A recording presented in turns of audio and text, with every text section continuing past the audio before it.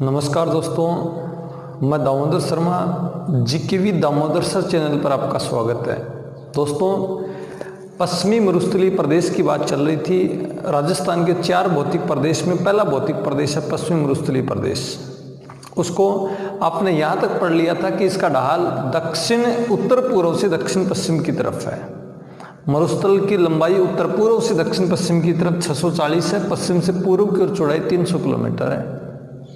थार का मरुस्थल राजस्थान के 12 जिलों में फैला हुआ दोस्तों, और थार का मरुस्थल भारत के 4 राज्यों में फैला हुआ है, राजस्थान, गुजरात, पंजाब, हरियाणा। सबसे ज़्यादा राजस्थान में। थार का मरुस्थल विश्व के भारत और पाकिस्तान 2 देशों में फैला हुआ है। थार का मरुस्थल दुनिया का 17वां बड़ा मरुस्थल है, दक्षिणी एशिया का सबसे बड़ा मरुस्थल है। थार का मरुस्थल की और विशेषता ये सर्वाधिक जनसंख्या घनत्व वाला है, सर्वाधिक वनस्पति वाला है और सर्वाधिक जैव विविधता वाला मरुस्थल थार का मरुस्थल है।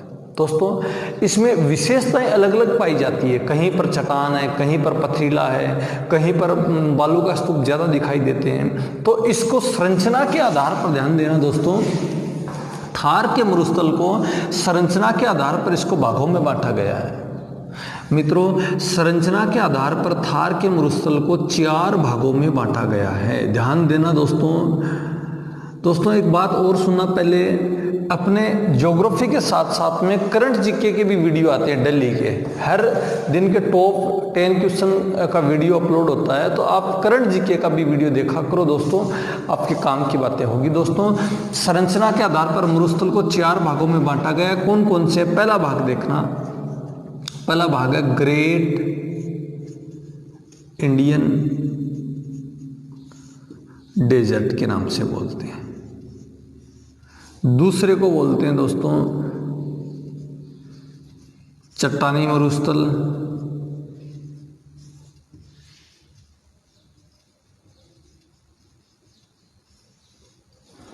तीसरे को बोलते हैं दोस्तों पथरीला मरुस्थल।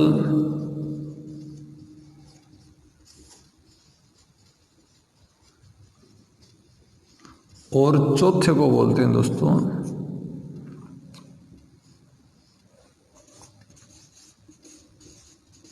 Little desert. इन 4 भागों में मरुस्थल को बांटा जाता है। एक एक भाग की एक एक विशेषता को देखना दोस्तों। ग्रेट इंडियन डेजर्ट की विशेषता ये दोस्तों, ध्यान देना। ग्रेट इंडियन डेजर्ट में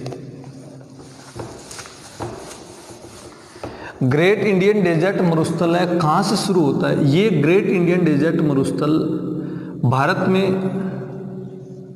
दक्षिण पश्चिम दिशा देखना दोस्तों, दक्षिण पश्चिम में पंजाब से शुरू होकर, ध्यान देना मित्रों, पंजाब से शुरू होकर राजस्थान में अंतर्राष्ट्रीय सीमा के सहारे अंतर्राष्ट्रीय सीमा के सहारे गुजरात के कच्छ तक फैला हुआ है। मतलब दोस्तों, मानचित्र पर देखना, पंजाब से शुरू होता है, राजस्थान में रेड क्लिफ के सहारे चलता है, और इस रेड क्लिफ के सहारे गुजरात के कच्छ के रन तक फैला हुआ मरुस्थल है। इस मरुस्थल को बोला जाता है ग्रेट इंडियन डेजर्ट के नाम से बोला जाता है। दोस्तों, इस मरुस्थल की विशेषता क्या है? इस मरुस्थल में यह रेतीला मरुस्थल है दोस्तों, यहाँ ध्यान देना। रेतीला मरुस्थल है, रेड क्लिफ के सहारे देखना, रेतीला मरुस्थल है। इस रेतीले मरुस्थल में सर्वाधिक जब रेत ज़्यादा है दोस्तों, तो रेत ज़्यादा होने के कारण यहाँ सर्वाधिक बालू का स्तूप पाए जाते हैं। क्या पाए जाते हैं? सर्वाधिक बालू का स्तूप पाए जाते हैं इस मरुस्थल के अंतर्गत। जब बालू का स्तूप पाए जाते हैं तो ध्यान देना, इन बालू का स्तूपों को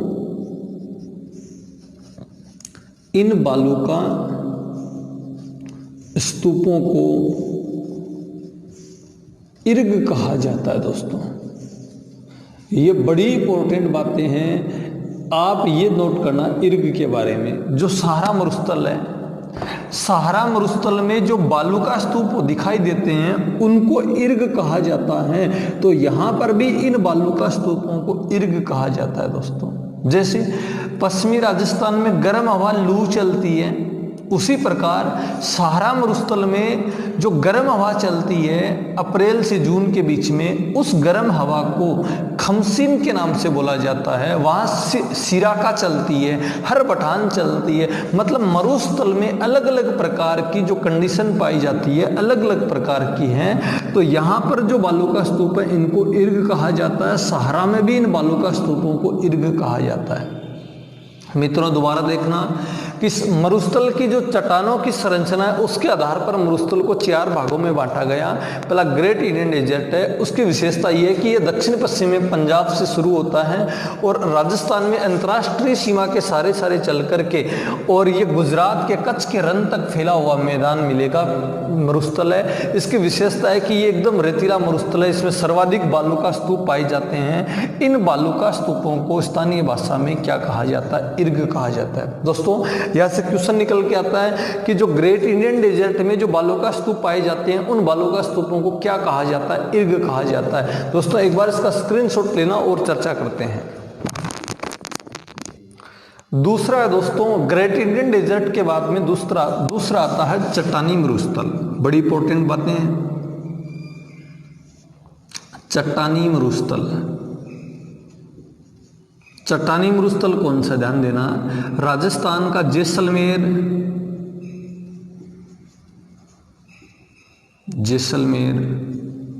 बाड़मेर व जोधपुर में चट्टानी मरुस्थल है।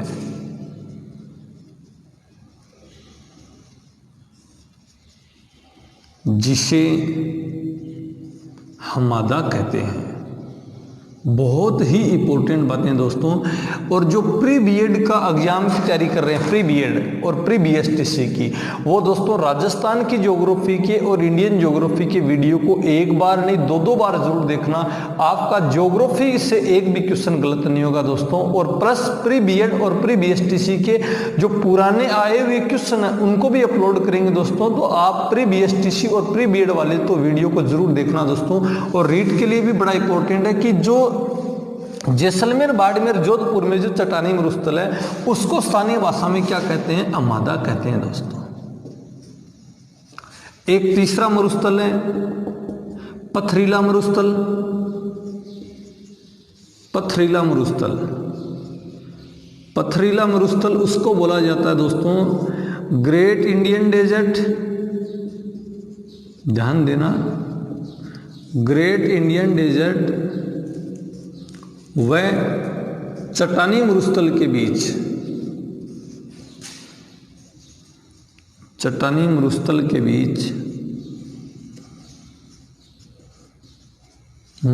के बीच कंकड़ पत्थर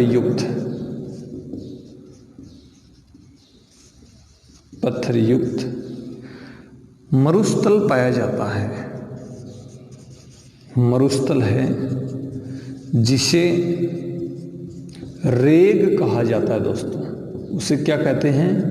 रेग कहते हैं। ध्यान देना दोस्तों। एक चौथा है लिटिल डेजर्ट।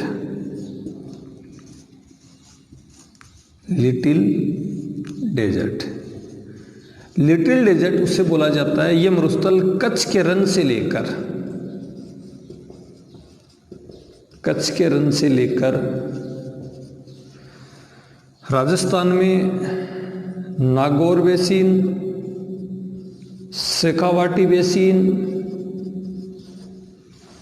शेखावाटी उच्च भूमि तथा से लेकर घग्गर बेसिन तक फैला हुआ है। समझाऊंगा दोस्तों मानचित्र पर।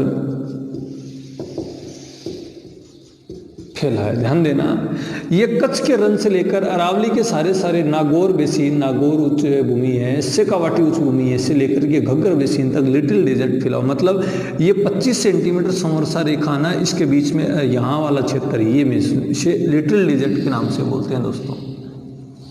इसकी विशेषता है, लिटिल डेजर्ट में अर्ध शुष्क जलवायु पाई जाती है। ध्यान रखना, ये अलग ही इंपॉर्टेंट बातें हैं। लिटिल डेजर्ट में जलवायु कैसी पाई जाती है?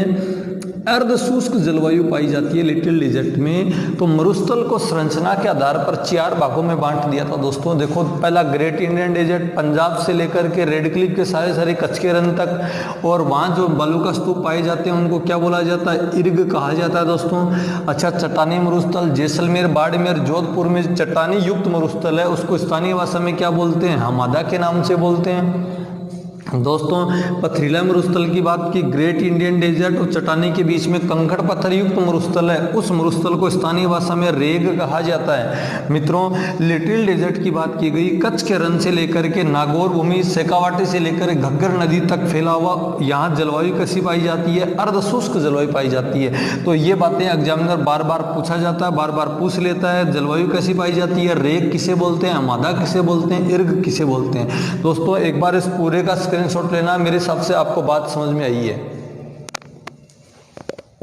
तो इस प्रकार से दोस्तों संरचना के आधार पर मरुस्थल को 4 भागों में बांट दिया। बात करते हैं दोस्तों, अपने पीछे बात की थी कि मरुस्थल का 41.50% भाग बालू का स्तूप मुक्त क्षेत्र है और 58.50% भाग बालू का स्तूप क्षेत्र है। उन दोनों क्षेत्रों में विशेषता क्या क्या पाई जाती है? बालू का स्तूप क्षेत्र की विशेषता क्या है? बालू का स्तूप मुक्त क्षेत्र की विशेषता क्या? देखना एक बार, बालू का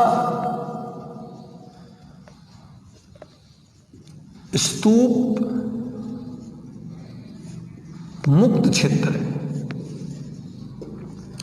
और इसमें शामिल होता है 41.50% भाग बालू का स्तूप मुक्त क्षेत्र में शामिल होता है। शामिल किसको किया जाता है? इसमें चट्टानी मरुस्थल को शामिल किया जाता है और पथरीले मरुस्थल दोनों को शामिल किया जाता है। मतलब पश्चिमी राजस्थान को शामिल किया जाता है इस मरुस्थल के अंतर्गत। चट्टानी और पथरीला मरुस्थल है, उस दोनों को बालू का स्तूप मुक्त क्षेत्र में शामिल किया जाता है। इस क्षेत्र की विशेषता क्या? अलग अलग एक एक विशेषता को दोस्तों गौर करके सुनना। इस बालू का स्तूप मुक्त क्षेत्र में मायोसीन व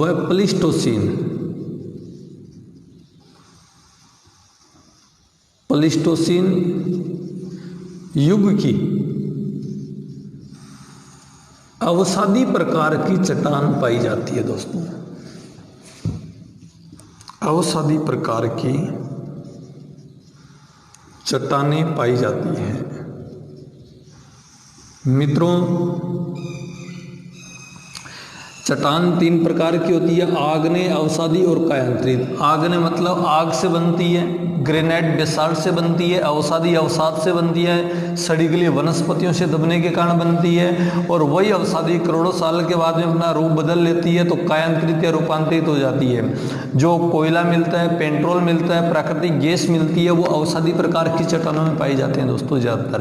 तो इस मरुस्थल में मायोसीन और प्लीस्टोसीन युग की अवसादी प्रकार की चट्टान पाई जाती है। तो यहाँ से प्रश्न निकल के आता है कि मरुस्थल में कौन से युग की चट्टान पाई जाती है? मायोसीन युग की पाई जाती है। और प्लीस्टोसीन कौन से प्रकार की पाई जाती है? अवसादी प्रकार की चट्टान पाई जाती है। दोस्तों, इन अवसादी चट्टानों में ध्यान देना बात को, इन अवसादी चट्टानों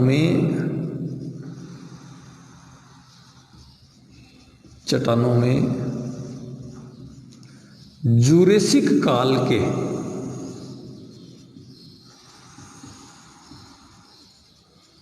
अवशेष पाए जाते हैं। जूरेसिक काल के अवशेष पाए जाते हैं दोस्तों। जूरेसिक काल जैसे अवशेष कौन सा है? आक्कल, वुड, फॉसिल्स, पारक, जैसलमेर। मित्रों, ऐसे देखना, जूरेसिक काल आज से 1800 करोड़ साल पहले इस काल की आयु आंकी गई है, मतलब इस पारक की आयु इस काल का है। एग्जामिनर आपको ये प्रश्न भी पूछ लेगा, पूछा हुआ भी है, अक्कलवुड फॉसिल्स पारक किस काल का उदाहरण है? जुरेसिक काल का उदाहरण है। इसमें सड़ी गली वनस्पतियों के अवशेष मिलते हैं। काष्ठ जीवाश्म पारक भी इसको बोला जाता है। इस पारक से पता चलता है कि यहाँ पर समुद्र था जिसका नाम टेथिस सागर था। तो दोस्तों जुरेसिक काल, जूरा पर्वत है, यूरोप महाद्वीप में पर्वत है जूरा पर्वत, इटली के पास में जूरा पर्वत है, उस पर्वत के नाम पर इस काल का नाम दिया था, जुरेसिक काल नाम दिया था दोस्तों। और ये पारक ना जैसलमेर वाला राष्ट्रीय मरु उद्यान में अक्कलवुड फॉसिल्स पारक है, ये जुरेसिक काल का उदाहरण है। दोस्तों ध्यान देना, इसी मरुस्थल के अंतर्गत भूमिगत जल के अवशेष पाए जाते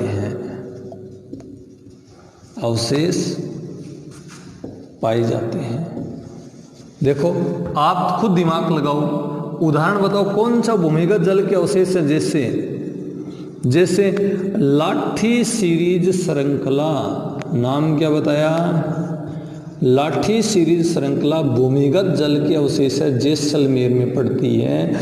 और इसी लाठी सीरीज श्रृंखला में एक नलकूप है, मीठे पानी का चांदन नलकूप है, जिस नलकूप को थार का गढ़ा कहा जाता है। मीठे पानी का नलकूप है दोस्तों, थार का गढ़ा कहा जाता है। ये भूमिगत जल के अवशेष पाए जाते हैं, थार के मरुस्थल में पाए जाते हैं।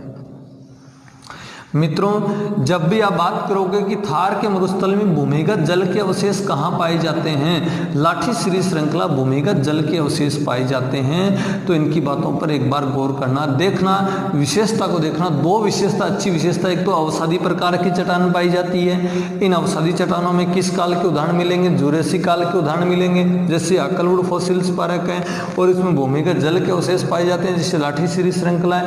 इसी लाठी सीरीज श्रृंखला में चंदन नलकूप, चंदन उसको क्या किसका घड़ा बोलते हैं? थार का घड़ा कहा जाता है, इस चंदन नलकूप को कहा जाता है। एक बार इसका स्क्रीनशॉट लेना दोस्तों, आगे और बात करते हैं इसकी। दोस्तों इस बालुका स्तूप मुक्त क्षेत्र में और भी विशेषता पाई जाती है। इस बालुका स्तूप मुक्त क्षेत्र में कहीं कहीं पर निम्न भूमियां हैं। निम्न भूमि किसे बोलते हैं? गड्ढे वाली, कहीं पर ऊंची कहीं पर नीची निम्न भूमि है, और जिसे रन या टाट कहते हैं। मित्रों गौर करना, रन या टाट कहा जाता है। जो निम्न भूमि होती है ना, उसे ही रन कहा जाता है। जैसे कच्छ का रन है, उसे निम्न भूमि को कहा जाता है। कीचड़ वाली भूमि है, उसे कच्छ का रन के नाम से बोलते हैं। दोस्तों राजस्थान में भी है, जैसे थोब का रन बाड़मेर में है दोस्तों। बाप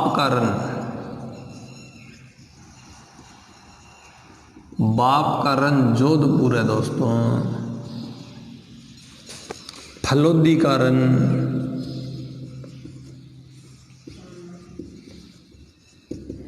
जोधपुर है दोस्तों।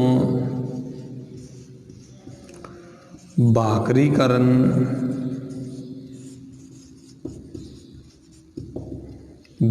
का रन जैसलमेर है दोस्तों। नेड़ का रन जालोर है दोस्तों। परिहारी रन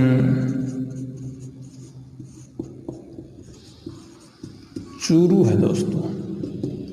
इस प्रकार से रन की बात की गई है कि जो निम्न भूमि पाई जाती है उसे रन या टाट कहा जाता है। एग्जामिनर इस प्रकार से पूछेगा कि नेड़ का रन कहाँ है? जालोर में है।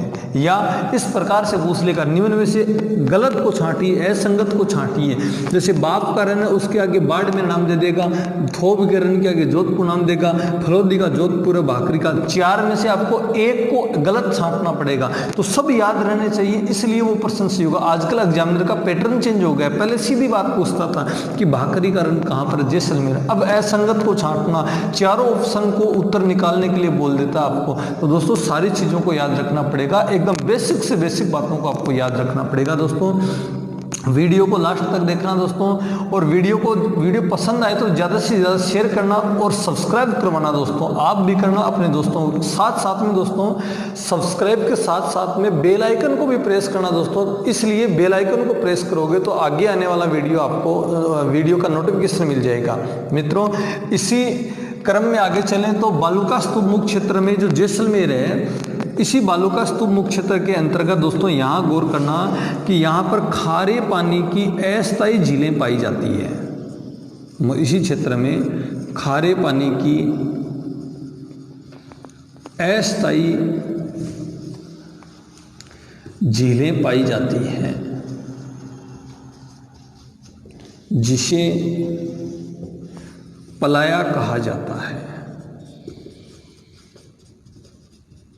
दोस्तों दोबारा देखना एक बार बातों को, बालूका स्तूप मुख्य क्षेत्र की बात की है, ये 41.50% भाग है। इसमें शामिल किसको किया गया, चट्टानी और पथरीले मरुस्थल को शामिल किया गया।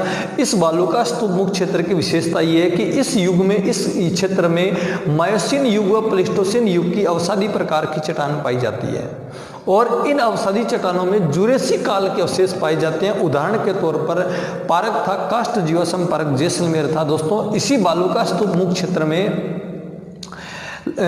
भूमिगत जल के अवशेष पाए जाते हैं, जैसे लाठी सीरी श्रृंखलाएं। और इसी बालूका स्तूप मुख्य क्षेत्र में कहीं कहीं पर आपको निम्न भूमियां देखने को मिलती है। उस निम्न भूमियों को क्या बोला जाता है, रन या टाट कहा जाता है। जैसे उदाहरण के तौर पर थोब का रन बाड़मेर, बाप का रन जोधपुर, फलोदी जोधपुर, बाकरी का रन जैसलमेर, नेड़ का रन जालोर, परियारी रन चूरू। और इसी बालूका स्तूप मुख्य क्षेत्र में खारे पानी की अस्थायी झील पाई जाती है, उसको क्या बोलते हैं, पलाया कहा जाता है। और इन्हीं पलाया को जैसलमेर में दोस्तों खड़ीन के नाम से बोला जाता है। तो आप याद रखना इस प्रकार की बातें बालूका स्तूप मुख्य क्षेत्र की। आगे आने वाले वीडियो में बालूका स्तूप क्षेत्र की बात करेंगे कि अनुप्रस्थ टीला किस प्रकार से बनते हैं, बरखान किस प्रकार से बनते हैं, उसकी चर्चा करेंगे। वीडियो आपको पसंद आया होगा दोस्तों। Okay, thank you.